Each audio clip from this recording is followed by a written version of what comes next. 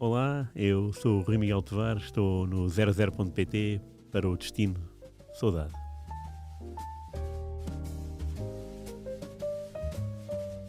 Episódio 25 do Destino Saudade. Já estamos completamente mergulhados em campeonatos do mundo, de mundial, aquilo que nós gostamos no fundo, Rui. Muito bem-vindo mais uma vez. Obrigado, Pedro. Uma camisola muito bonita. Se calhar começamos por aí. Que camisola é esta, Rui, hoje? A loja só pode ser Torriense. Torriense. Escute. Torriense, uma equipa que está na Teus segunda vizinhos, não liga. é? Os meus Os vizinhos, vizinhos. sim. Uma equipa que, olha, a primeira vez que vi o Torriense jogar, que me lembro, ainda era pelado. Um jogo mítico. O meu pai é que foi fazer esse jogo e eu acompanhei-o. Torriense 0, Porto 1, gol de Vermelhinho. E aquilo que me vem à memória é o vermelho nas cores, o vermelho carregado dos números na camisola do Porto. Do Porto. Lembro-me tão bem disto. Ficava muito bem aquele vermelho. Hoje parece uma heresia ao falar disto, não é? Sim. Não, mas era uma coisa mesmo forte. Não sei se foi no ano em que o Porto foi à final da Taça das Taças, posso estar a confundir com o herói vermelhinho e o Abardino, mas é o primeiro jogo que me lembro de ir ver ao vivo ao Torriense. A minha família é toda de lá, Lourinhã, Torres Vedras, então era costume eu ir ver jogos do Torriense. A minha primeira memória é essa. O atual campo já era o mesmo espaço? Ou... diria que sim, mas era pelado. Sim, era. O Manuel Marques agora não, já há muitos anos que está com relvado e lembro-me de ver também jogos aí com o Sporting e com o Benfica quando estavam na primeira divisão. Sim. Acho que a última época foi em 91, era o que ajuda, o treinador. O avançado era o Rosário, o baixinho. Rosário, na defesa era o Flores, um defesa do holandês. Flores Chap, nem mais. Havia jogadores muito, muito interessantes e foi pena o Torriense ter descido, porque o Torriense nessa época cometeu a proeza de ganhar em casa 6-1, acho eu, e 8-1. E acho que o 8-1 foi ao Estoril, do Fernando Santos. 8-1. E acho que o Estoril ou marcou primeiro pelo Sanches ou empatou 1-1. Mas depois a partir daí, pronto. Não correu tão bem. Não correu bem. Mas esses jogos não vi, mas lembro que essa época foi muito intensa de Torriense. Depois desceu na última jornada, porque perdeu nos Barreiros 1-0. E ao mesmo tempo o Salgueiros empatou na Luz com um golo do Abílio e salvou-se. Portanto, havia ali, se o Salgueiros perdesse, descia o Salgueiros, mas o Salgueiros conseguiu o ponto e salvou-se. É a última época do Torriense. Depois disso, tenho visto o Torriense em jogos de taça, mas na primeira divisão nunca mais vi. Mas é uma camisola grená. E é um clube simpático também por ter um equipamento diferente, não é? Este grená, muito característico do Torriense. E o estádio é muito engraçado, primeiro porque ainda tem um peão do lado. Nunca lá entrei. Não conheço. Muito engraçado. Eu agora, por acaso, estive na festa do Jamor, quando eles ganharam o título da Liga 3. Sim. Uma final com o Oliveirense, em que o Cássio Mateus, marca um gol de livre incrível. Espetacular, lindíssimo. Visto da bancada assim do alto, que aquilo foi no Jamor. É um golaço. Muito bonito. E depois nos penaltis, o Edinho fez um panenca. O Edinho que jogava no Edinho, Torriense. para mim, é o melhor marcador de penaltis que eu vi em toda a minha vida. É incrível. É isso. É impressionante. E antes tinha visto o jogo que permitiu chegar à final, que foi com o Vitória Sport Clube B. Foi 3-0. O Mateus também marcou um gol nesse dia. E aí foi no estádio do Torriense. E aí sentiu-se que aquilo é uma caixa de fósforos muito interessante. Estava cheio, estava a abarrotar, estava calor. E foi muito interessante assistir à curvação da equipa e ao calor humano dos adeptos. Muito, muito intenso o jogo. Aliás, recordo-me que um dos gols, acho que foi o segundo, foi num canto. E o canto foi mesmo... Eu estava muito perto da banderola. Eu podia fazer assim ao jogador que ia marcar o canto. O jogador era um brasileiro, não me lembro do nome dele. Não sei se era William. E a proximidade é entre o público ali não há nada, não há valas. Acaba a linha final, um pouco de relva, painéis publicitários e público. E uma rapariga muito histérica: tens que marcar golo. Ele olhou, eu lembro dele olhar para andar com estilo, portanto devia estar 1-0 já, com estilo e tal, pôs a bola na marca, olhou para ela, marcou o canto, e o canto de facto foi bem marcado, foi muito encostado à baliza, e há alguém que entra de cabeça e marca 2-0. Uma gritaria, né? 2-0 e tal, e ele, em vez de ir festejar, Tipo, foi com a maior calma do mundo. Espetacular, adorei Muito esse bom, momento. Muito bom. Torriense.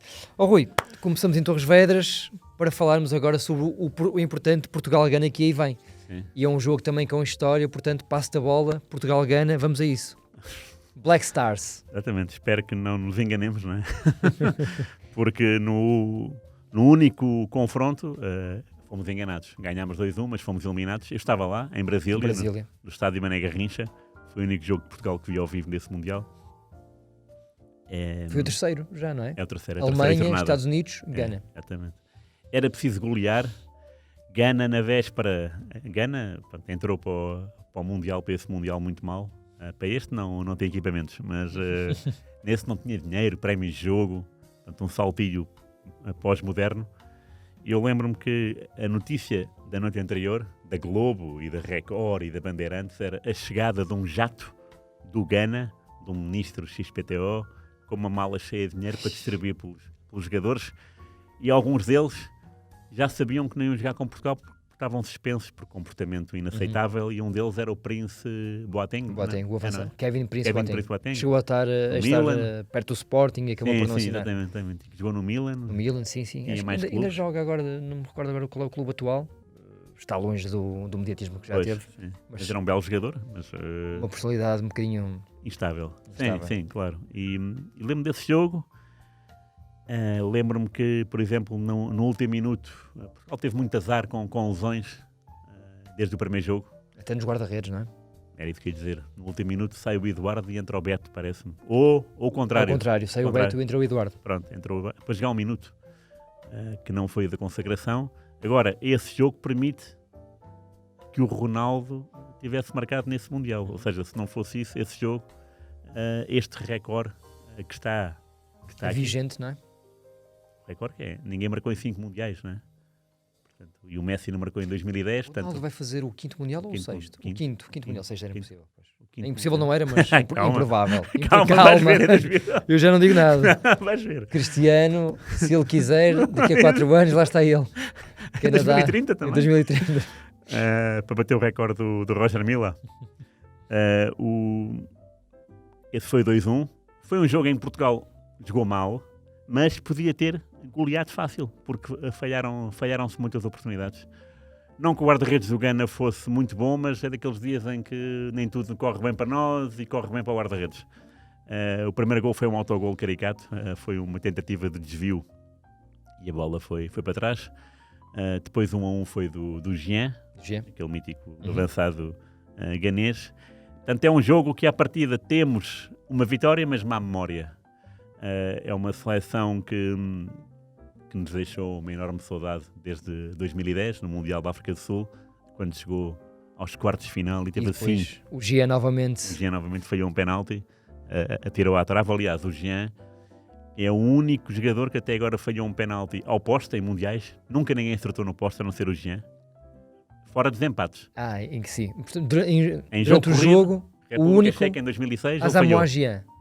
Atirou ao poste. Mesmo assim, Gana ganhou 2-0 a República Checa. No Mundial seguinte, atirou à trave. Interessante. Há dados... Sim, o Mundial proporciona isso. Mas, de facto, o Gana é uma equipa, obviamente que é física, toda a gente sabe. Obviamente que, sendo uma seleção africana, um continente que ainda nunca teve um representante na meia-final, é uma seleção que é uma seleção que pertence a um continente que está sempre com o sonho de chegar mas mais depois, longe, não é? Mas depois nunca chega por aquilo que falámos em 2014, aquelas confusões com dinheiros, sim, com prémios. Agora é a questão dos equipamentos, se chegam a tempo ou não para o jogo de abertura. Há sempre qualquer coisa, sim. Há sempre qualquer coisa. E não me lembro da história do Eriksen sobre a Costa de Marfim em 2010, no grupo de Portugal. Em que o roupeiro chegou com um saco de camisolas e despejou o saco no meio do balneário. E o Eriksen a ver aquilo a pensar, então, porque é que não está tudo feitinho, não é? Despejou, agora escolham. Portanto, é assim, não há muita organização. Não são seleções vocacionadas para a organização fora e dentro de campo. Nota-se que às vezes não há ordem dentro de campo. Portanto, Portugal... se for inteligente, poderá tirar benefício a priori. Claro que depois o jogo, desde o primeiro minuto, muita coisa pode mudar, não é? Sim. Uma bola à barra, de um descuido defensivo, claro que piora ou melhora as coisas. Nunca é de mau tom lembrar 2002, em que nós entramos de peito feito e depois fomos corridos à primeira fase. 2014 é outro dado. Portanto, temos aqui uma seleção interessante que tem pontos obviamente interessantes, mas quer dizer, Portugal, se o nosso discurso é podemos ser campeões do mundo, temos que ganhar ao Ghana. Ganhar ao Ghana, passar o grupo, né? Passar o grupo. Portanto, começar bem é o que interessa. Eu não conheço bem esta seleção, sinceramente, conheço alguns jogadores, mas estive por acaso ontem a ler a lista de convocados. Os avançados não têm grande mediatismo, não têm muitos gols esta época. Curiosamente, os dois avançados ganeses do Rio Ave, o Yakubu Aziz e o Boateng, têm números melhores. Mas não foram chamados. O Emmanuel Boateng até tem um passado na seleção, o Aziz não tem. Mas é um dado interessante para o Fernando Santos também analisar, porque de facto não têm muitos golos os avançados do Ghana. Não sei se são também recentes na seleção, se estão a aparecer agora, mas parece-me uma equipa em que Portugal tem que derrotar para ir longe. Não é? Sim. É obrigatório pensar nisso. Já tivemos o primeiro grande encontro que tivemos com Ghana foi no Mundial da Austrália de Sub-20, também na fase de grupos, e aí fomos surpreendidos. Aliás, Ghana nessas alturas, nesses tempos, tinha grandes seleções de miúdos, né? E até tinha aquele jogador que era o Lamptey, o Neil Lamptey, né? Que era muito conhecido. Íamos falar dele mais à frente um bocadinho. Já vamos. Né? O Wonderkid. O Wonderkid, sim. Neil Lamptey. Ni com 2 Is, né? Exatamente. Era um jogador interessante. Portugal aí perdeu. Era uma seleção que tinha vindo de 2 títulos mundiais, 89 e 91, e fomos para a Austrália com o sonho de... Era uma equipa que tinha o Poejo, tinha o Porfírio, tinha o Costinha na baliza. O Costinha lesionou-se nesse jogo e não me lembro quem é que entrou, não sei se foi o Paulo Lopes. Paulo Moraes, exatamente. Foi Paulo Moraes que entrou, foi. E perdemos, portanto, com a Alemanha, com o gol do Janker, do Carsten Janker. E depois perdemos com o Ghana. Curiosamente, em mundiais, sub-20 ou sub-17, perdemos sempre com o Ghana. Em mundiais, ganhámos, mas fica aquele amargo de boca de ter sido eliminado na fase de grupos. Estamos a falar da era Paulo Bento. Nesse dia, por exemplo, jogou o Ruben Amorim, lembro-me bem disso. Lembro-me... Estádio Mané Garrincha em Brasília, não é? Em Brasília, não estava... Lembro que o ambiente era um bocadinho de... não havia esperança. Não havia, à mesma hora, a Alemanha-Estados Unidos, ganhou a Alemanha com um gol do Thomas Müller.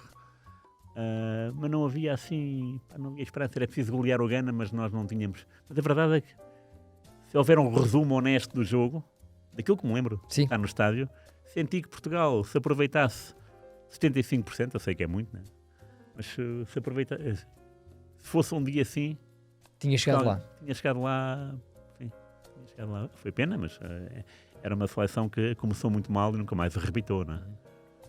Rui, as minhas grandes memórias, antes de avançarmos para o nosso domingo desportivo, as minhas grandes seleções africanas são Camarões, 90, estamos sempre a falar sobre esta seleção porque é de facto marcante, e Nigéria, claro. 94.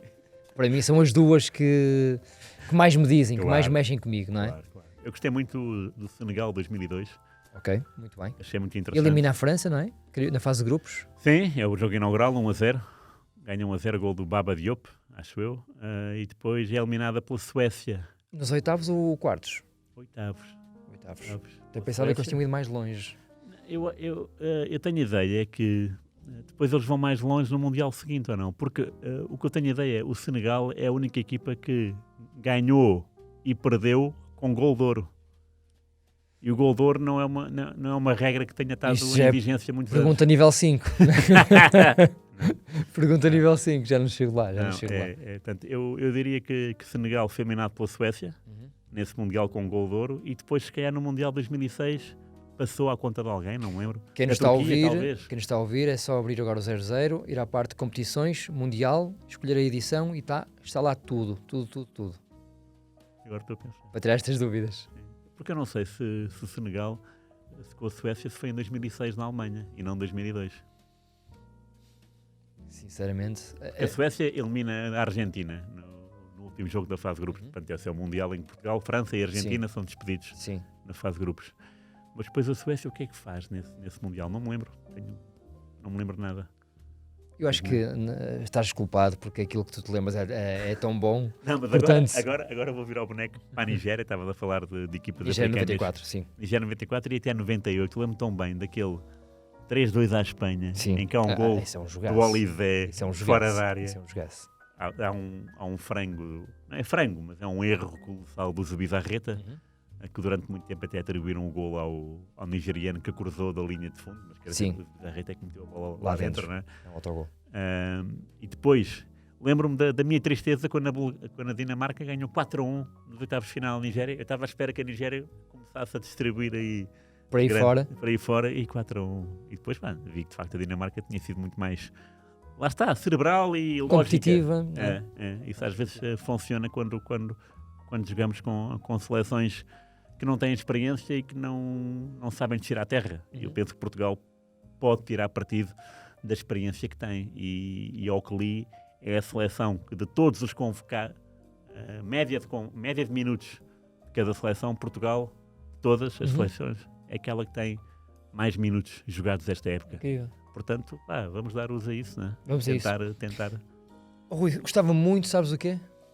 Além de ver contigo Jogos Mundial, naturalmente, gostava um dia de ver Moçambique, Cabo Verde, Guiné-Bissau no Mundial. Já vimos Angola. Já ver Angola já foi brutal. E já foi, de facto, especial, até porque jogou contra Portugal. De facto, gostava de ver um dia. Atualmente parece-me um bocadinho utópico. Sim, é. Não sei como é que as coisas vão evoluir. Gostava. Fica aqui este desejo público. Era muito giro ter a Guiné-Bissau numa caderneta, não é? Era muito giro. São Tomé e Príncipe. Estava-me a esquecer disso. Rui, vamos para o nosso domingo desportivo. Bora. Domingo desportivo. Rui, este quarteto, diria, atrever-me a dizer que é o quarteto ganês mais famoso Diz tu. que alguma vez passou pelo futebol português. Queres que eu diga os nomes ou dizes tu? Não, diz tu. Então dizemos dois cada um.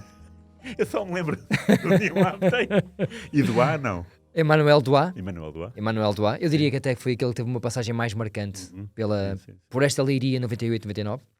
O Emmanuel Duá jogou depois vários anos em Leiria. O Max Konadu, que foi estrela numa rábula do Hermano José, não sei se te recordas. Não. Foi? Já falamos sobre isso. O Neil Lamptey, o Wonderkid. Total, sim. E depois o Augustine, que depois veio jogar no Boa Vista até... O Ainful, não é? Augustine Ainful, que depois jogou no Boa Vista com menos sucesso. Mas eram os 4 ganeses deste Leiria 98-99. Incrível. E eram jogadores que tiveram alguma importância nesta equipa. Sim, claro. Especialmente o Emmanuel Duá. Mas começa, Rui. Não, eu só mencionei isto porque, olha, eu desconhecia o facto, não é? E até fui ver a um Excel, carreguei a Gana, não é? Para ver os marcadores de golos. E de facto vi que na primeira jornada e na segunda eles tinham marcado golos.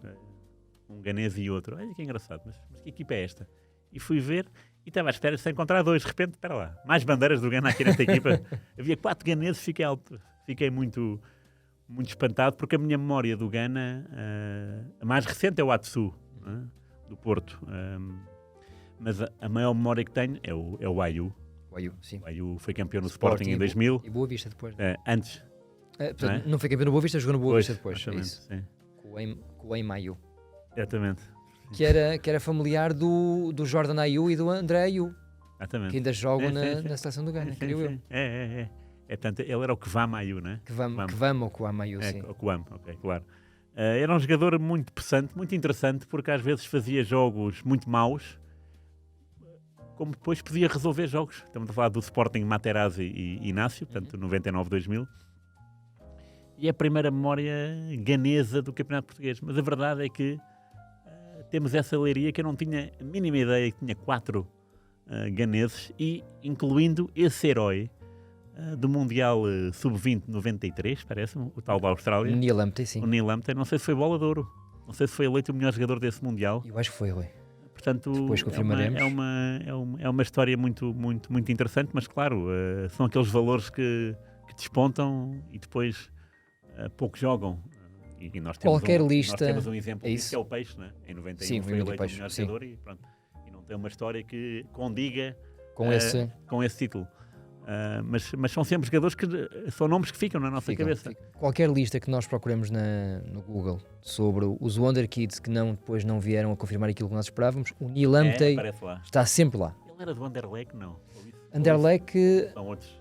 eu acho que é esse, Anderlecht e depois PSV, se não me engano, creio eu. Sim. Mas acaba por fazer uma carreira super discreta, Claro. e por ter uma passagem por esse Leiria durante meia época, por acaso que eu confirmei hoje, Foi? antes de vir para aqui, ele faz 7 jogos neste Leiria, chega em janeiro, e na altura, presumo eu, nós não éramos ainda jornalistas, já eras, talvez, 98, Sim. Já trabalhavas? Recorde, sim, já. Deve ter criado alguma expectativa, não é, nos jornais, nos jornalistas, mas acaba por ter também, lá está, uma passagem muito discreta, faz 7 jogos, 0 golos e sai de Portugal. Pois, sim. Os outros eram o Emmanuel Duá, foi aquele que teve uma passagem mais forte pelo clube, o Augustine Einfol, que faz esta época no Leiria e vai para o Boa Vista, destaca-se, e o Max Conadu, que é o tal protagonista da rábula do Hermano José. Não lembro nada. Num daqueles programas marotos do Hermano José. Creio que do José Esteves, até. E ele faz o seu 11 ideal da Liga Portuguesa. Então todos os nomes estavam associados ali a alguma brincadeira marota do Hermano José. E um deles era o Conadu. Conadu. Portanto, é pesquisar no YouTube Hermano José Conadu, porque vale a pena. Acho que antes do jogo é essencial. Antes de Portugal gana. Mais um detalhe. O nosso colega João Figueiredo, que trabalhava comigo no Mítico, eu não sei. Mais Futebol, entrevistou o Max Conadu em 2014, porque o João foi fazer o Mundial Pois foi. ao Brasil. Nós encontramos. Estiveste com ele lá. E o Conadu era adjunto dessa seleção do Ghana. Portanto, e o João na altura entrevistou. Recuperou o mítico Max Conadu. Engraçado, boa. Sem dúvida. Rui, Portugal-Gana, que corra bem desta vez, claro. Que a vitória seja suficiente, que não seja preciso uma goleada, e nós vamos estar muito atentos porque, claro, de facto, o Mundial está sempre aqui no nosso coração. Rui, um grande abraço. Obrigado. Até para a semana. Foi um gosto mais uma vez.